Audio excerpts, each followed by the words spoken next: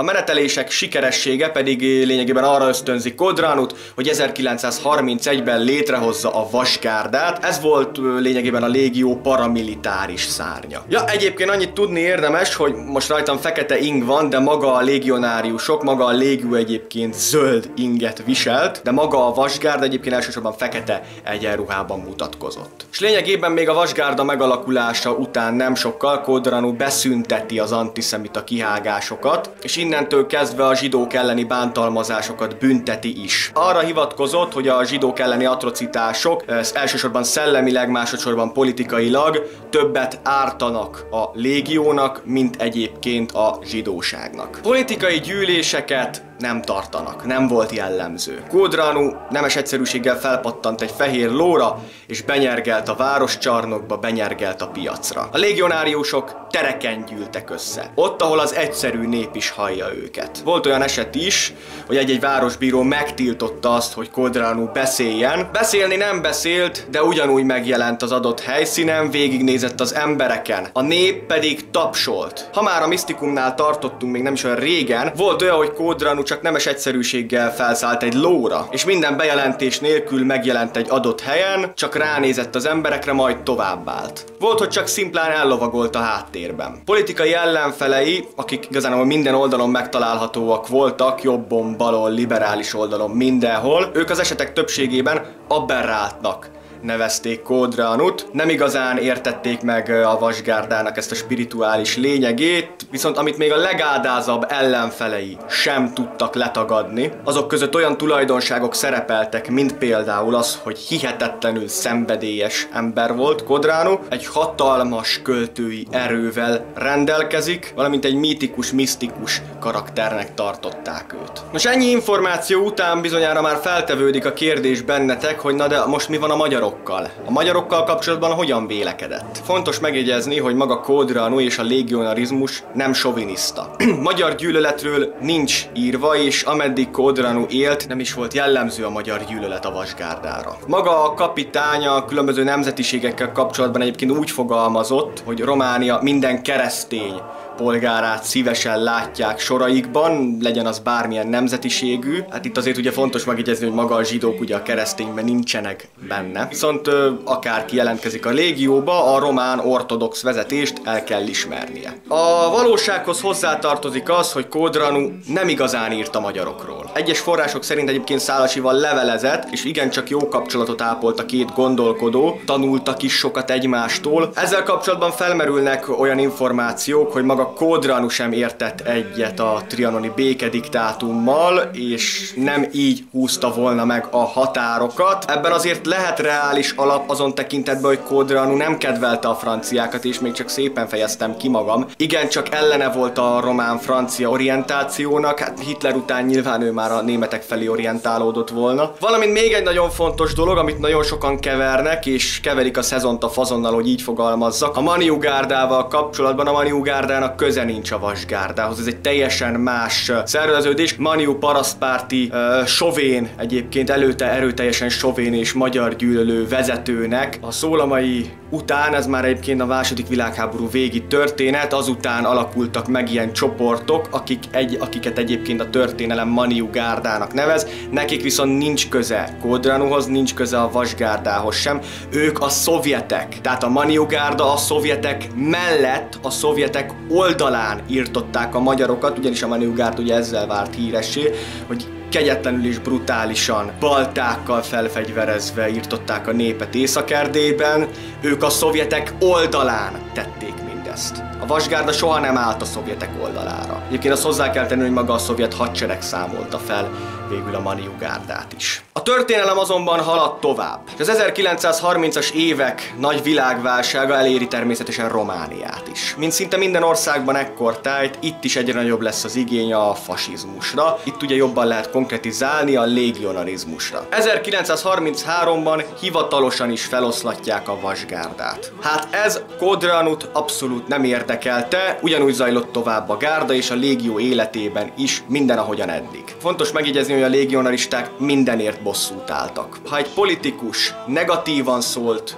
róluk, azt többnyire összeverték. A vasgárda ezen időszakban inkább a politikusok ritkítására és a politikusok megfélemlítésére feküdt rá. A betiltatásuk véresebb bosszút vont maga után. Ezt az intézkedést Duka miniszterelnök rendelte el, az ő csőrét nagyon-nagyon zavarta a vasgárda, és miután nem érdekli Kodranut a betiltatás, Duka miniszterelnök úgy volt vele, hogy hát most már ő is megvillogtatja hatalmát, 18 000 légionaristát tartóztatnak le, egyébként mindezt elméletileg francia nyomásra tette. A válasz azonban nem maradt el, a légionaristák nemes egyszerűséggel megölték Duka miniszterelnököt. A román vezetés tartott a vasgárdától, arról nem is beszélve, hogy a harmadik birodalom ekkor már elég erőteljesen támogatta Kodranut. Így tehát a vasgárda és a légió betiltatását lényegében visszaszívják. A 37-es választásokkor a légió pártja 16%-ot ér el. Második Károly király azonban beleköp a levesbe. A visszafogadott király ugyanis visszasírta magát az uralkodói körbe. Természetesen hatalmat nem igazán adtak a kezébe, a miniszterelnökök irányították igazándiból az országot, na ezt megunta Károly. 1938-ban személyi diktatúrát vezet be. Motivációi talán kicsit jellegzetesebbé fogják tenni nekünk ezt a Károly királyt. Hajtotta őt a belső bosszú azon királyudvarral szemben, akik őt elűzték Romániából. Hajtotta őt a vágy a mérhetetlen gazdagságra, és hát azért azt szeretném megjegyezni, hogy Elena Lupescuval még mindig zajlott az igencsak szélsőséges kapcsolata Károlynak, és hát Károly a diktatúra bevezetése után sem szokott le arról, hogy őt mutogassa. Egyébként még 1937-ben Károly király felajánlja Kodranunak azt, hogy legyen az ő miniszterelnöke, de csak is kizárólag akkor nevezi ki őt erre, hogyha Kodranu pedig átadja a kapitányi rangot, tehát a vasgárda kapitányi rangját Károlynak. Kodranu pedig nem gondolkodik sokat az ajánlaton, elutasítja. Ő egy idealista ember volt, és a miniszterelnöki széktől sokkal, de sokkal többet akart. Károly azonban erre válaszul igencsak dühös volt, hiszen remélte azt, hogy azt a tömegbázist, amit a vasgárda meg tudott szerezni, azt majd ő irányíthatja, itt pedig ez egyértelműen látszott, hogy nem, soha nem fogja, úgyhogy hát 1938-ban rengeteg gárdistát elfognak, közülük pedig rengeteget meg is ölnek. Kitérnék egy plusz történetre. Volt egy Nicol Stelescu nevezetű vasgárdista, aki Kodranu háta mögött elkezdett tárgyalni Károllyal. És hát a légionaristák fanatikusságát és kegyetlenségét is igencsak jól demonstrálja azt, hogy amikor ennek az embernek a vakbélműtétje volt, a vasgárdisták nem felejtették el neki az árulást, és hát a műtét közben ezt az illetőt baltákkal szeletelték föl a gárdisták. Azonban kanyarodjunk vissza a történethez. Károly király utasítására Kodranut is elfogják, és 1938 novemberében egy rabszállító autón hurokkal folytják meg őt. Károly azonban egyetlen egy dologra nem számított. Azzal, hogy megölte Kodranut, az erőteljes halott kultuszt képviselő vasgárda szemében ezzel tette csak őt igazán halhatatlanná. 39-ben úgy fogalmaztak a vasgárdisták, hogy Kodranu visszatért. Visszatért a szelleme, és ebben bizonyosak voltak. Mindettől függetlenül azonban a hanyatlás megkezdődött Kodranu halála után a vasgárdán belül. A vasgárda új vezetője Horio Sima lett. Az események után Berlinbe kényszerül, ott szívélyesen fogadják őt. Merényletek sorozatát rendeli el az országban, és merényletek sorozata destabilizálja a román belpolitikát. 1939. szeptemberében, amikor is ugyebár kirobban a második világháború. Románia pedig nem a tengelyhatalmak oldalán lép be a háborúba, hanem sőt inkább a szövetségesek kegyeit keresi, a német hírszerzés támogatásával a vasgárdisták meggyilkolják az általuk egyébként rettenetesen gyűlölt jelenlegi román miniszterelnököt, Armand Călinescut. A vasgárdisták puccsot szerveznek, ami egyébként elbukik, Károly pedig több száz gárdistát végeztet ki, holttestüket pedig közszemlére teszi. És Romániát ez jellemezte. Gyilkoltatott a király, gyilkoltatott a vasgárda. 1940-re egyértelművé válik, hogy a második világháború nem igazán fog jól alakulni Romániának, hogyha a szövetségesek kegyeit keresi. Károly elrendeli, hogy Horiosima hazatérhet. Sőt, miniszteri széket kap. Azonban Károly egy bukott király lesz. Két dolog végett is. Elsősorban a német-szovjet paktumokban eléggé világosan látszódott az, hogy Románia szava nem igazán ér semmit. 40 novemberében Besszarábiáról kell lemondania Károlynak a Szovjetunió javára. A második bécsi döntésben Észak-Erdély visszakerül Magyarországhoz. Krajovai egyezményben pedig Dél-Dobrudzsát vissza kell, hogy adják Bulgáriának. És hát ezen egyezményekre még rájön az a tény is, hogy a nép alapvetően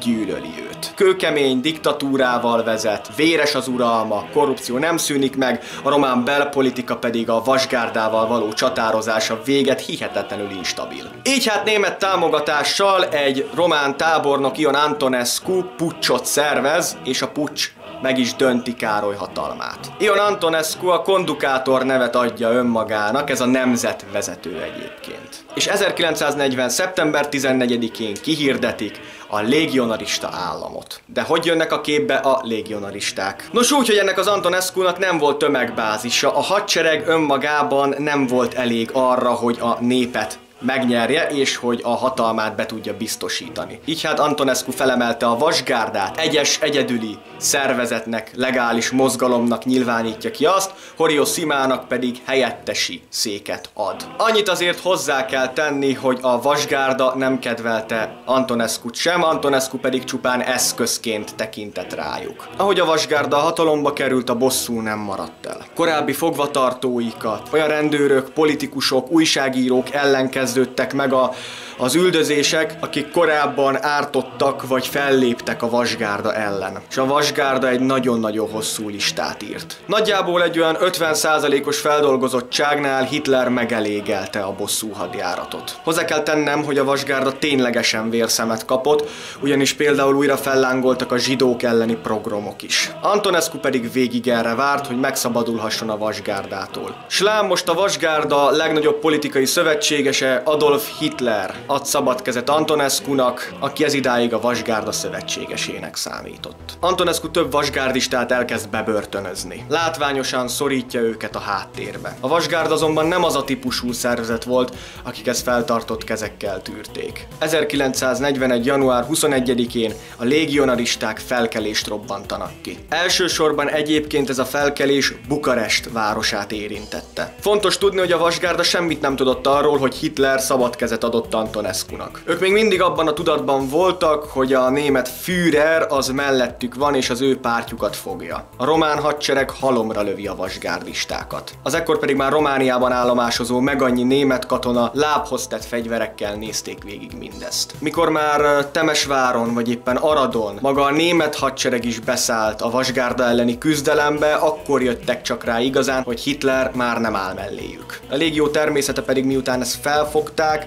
rettenetesen megvadult. Miközben Bukarestben a haderő a légionáriusokat lőtte, ezen utóbbiak elbarikádolták magukat például zsidó lakta negyedekbe is, és egy elég kegyetlen programot szerveztek ellenük. A felkelésben 30 román katona, nagyjából egy olyan 600 légionárius és olyan 120-130 zsidó civil vesztette életét. A vasgárda ellen megkezdődnek a letartóztatások. Antonescu formálisan is eldobja magától a zöld inget. A szervezetet betiltja. Mindezt természetesen megteheti, hiszen a németek már nem támogatják a gárdát. Horiosima kimenekül Németországba, de nem igazán jár jól ő sem és meg annyi társa sem, mert a Buchenwaldi koncentrációs táborba kerülnek, ahonnan egyébként 1944 nyarán szabadulnak, ekkor már a németek megbízásából. Lényegében ekkor bízta meg Hitler azzal Simát, hogy még utoljára egy bábkormányt állítson fel Romániába, de mivel 44 nyarán már a szovjet haderő is a térségben volt, valamint Románia átállt, ezért ez már természetesen kudarcra volt ítélve. És most kapaszkodjon meg mindenki. A németek meg annyi légionáriust kimentenek. Fel lehetne tenni a kérdést, hogy miért. Nem Hitler bűntudatáról van szó.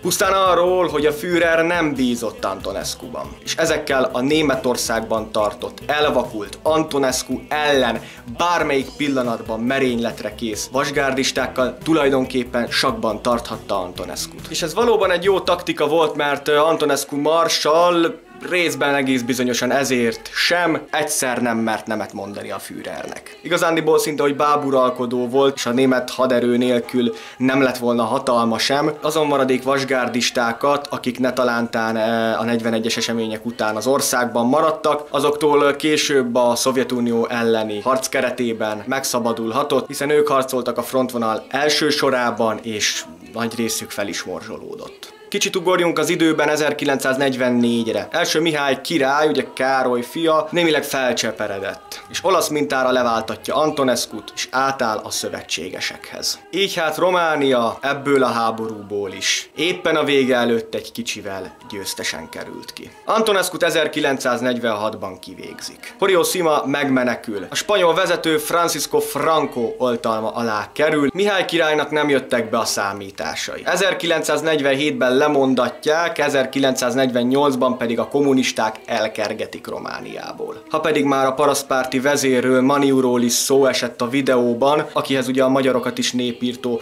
Maniugárdák köthetőek. Nos, ő ugyebár átállt a szovjetek oldalára, a szovjetek oldalá hajtotta végre kegyetlenkedéseit, azonban a román kommunistáknak nem volt szimpatikus a balra tolódott parasztpárt. 47-ben börtönbe vetik, és egyébként pár évvel később börtönben is hal meg. A vasgárdával kapcsolatban talán még a napjainkbéli utódaikról eshetne szó. Nincs Codranunak örököse ma Romániában. Szervezetileg legalábbis abszolút nincsen. Azok, akik ma Romániában a vasgárda utódainak tartják magukat, zsidó, cigány, de leggyakrabban magyar ellenes demonstrációkon lehet látni. Névileg magukhoz teszik, hogy vasgárda, de a többsége szerintem 2 mondatot nem olvasott el Codranutól. Szóval, hölgyeim és uraim, köszönöm szépen mindenkinek a megtekintést, sziasztok!